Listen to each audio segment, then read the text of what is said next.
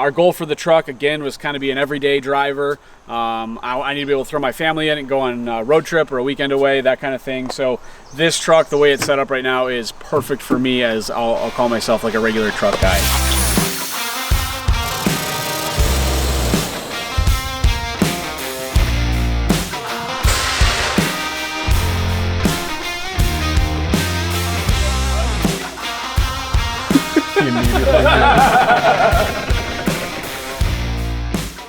All right, welcome back to Building Built Right. As you can see, a little bit of change of scenery today. We're in the car, out running some errands.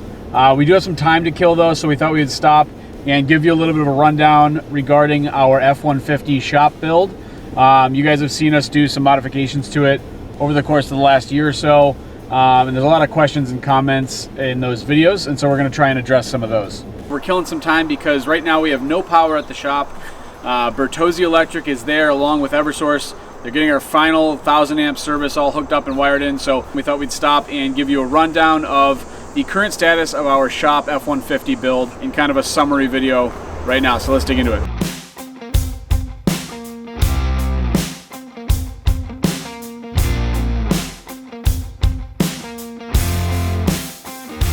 All right, so we'll start with kind of the business end of the truck. Obviously, you guys saw us install this Diamondback tonneau cover. That has been awesome. We also have the Built Right and Diamondback Molly panel there holding a pouch, as you can see. I think we got a recovery strap in here right now.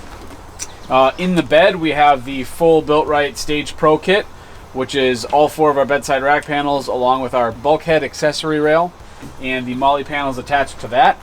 I will start over here and kind of work my way around. We've got one of our large Molly pouches here.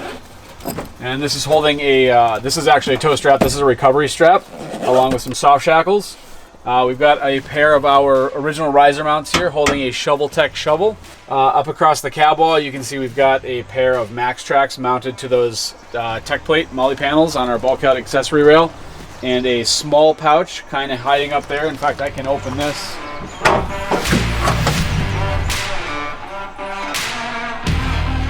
We got a small pouch here with some tie-down straps. This is a nice easy reach. Right here we've actually got a bundle of shop rags and some Clorox wipes, which are always helpful, but I don't always necessarily want to keep them in the truck. Coming around to this side, you guys saw us in a few videos. Again, these will all be linked in the description, but we've got our power tank with power tank mounts, our accessory kit here. I'm just keeping our power tank toolkit in here, which has deflator and all kinds of stuff there. So that is kind of what we've got in the bed right now. Again, this bed, as we're using the truck just like anybody else, like it can get messy and a little bit like a junk drawer, but this way we know that our most important things are where we left them and where we need them. I love it. Let's check out the seat back in the cab. All right, cool.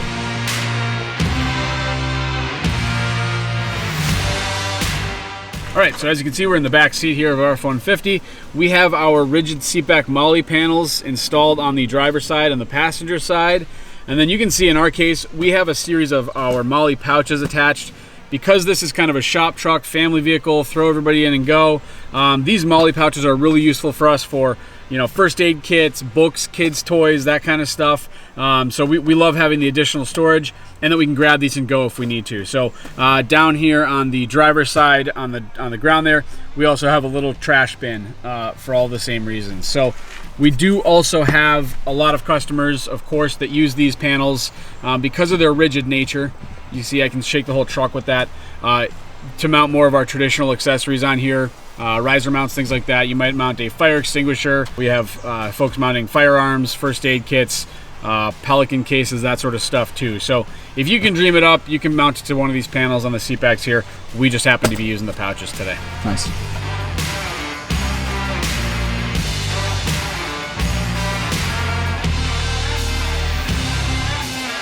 The center piece in the front of the truck for us is, of course, the Built Right Industries dash mount. This happens to be a dash mount Pro, which means that below the actual mounting surface here and the plastic trim, there's actually a steel bracket that ties into the structure of the dash so that this is very, very rigid.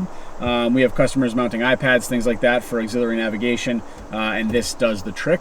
You can see here, I've got it set up for my phone and a GoPro. In fact, my phone here just has a MagSafe charger, which is pretty light duty, but for daily drivers, that's fine.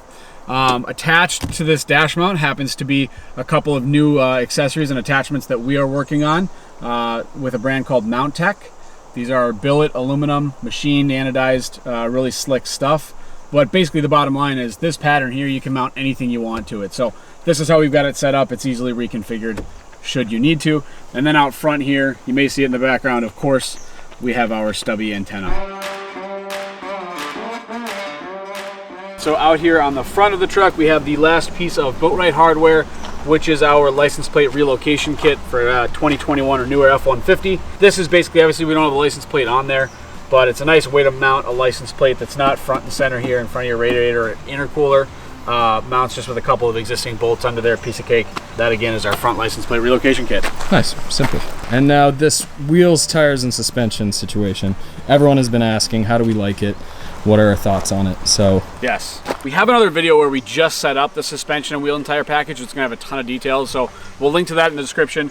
But basically the setup is we have a Fox 2.0 setup on the truck. This happens to be the Roush part number. Roush offers it through Fox. You can buy it either way. My understanding is the exact same hardware. So on the tire, this is a 35-inch tire. It's a 315/70/17. And then this is on a Method race wheels. 316 is their model number.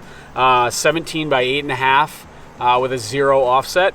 So this wheel and tire package with this suspension, because the suspension isn't a huge lift, it's pretty tight. You can see in the back here, that's pretty tight on the wheel well liner here, clearance with the tire. And then up in front, it's also pretty tight here under some circumstances. In fact, we slightly trimmed the bumper and the front valance here a little bit. It does rub under full lock, again, in some circumstances, but for us, it's not a deal breaker. It's a cool look, it works great. So if you've got a little bit more of a lift or a slightly smaller tire or potentially a higher offset to bring the wheel and tire in, you may not have those same issues. It's been very livable for us. So in general, these Falcon Wild Peak ATs have been a great tire. I have traditionally been a BF Goodrich KO2 person. I've had those on Raptors and other previous trucks. We went with the Falcons on this and it's been great. I think they maybe ride a little bit better and they are better in the snow. So I've been really happy with that and I will look for those on my next truck. nice, yeah, sounds good. Well, this thing looks really, really nice. It's done a thorough job for us. So it's realistic. It's been great. It's nothing crazy, yeah, at all. It's a bunch of like bolted on parts, but for kind of an everyday truck guy, want a cool look, want it to be really functional, want it to be organized without going crazy.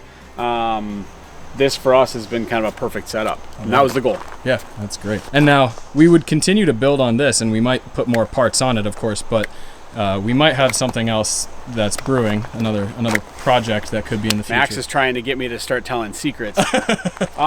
Yeah, I mean, if you've been around for a while, you know that we own all the trucks that we do development on, and so we are constantly kind of cycling through. So part of the reason we don't ever do a crazy build is because we will often own a truck for a year or 2 years and then move on to the next thing. And so we do actually have the next thing.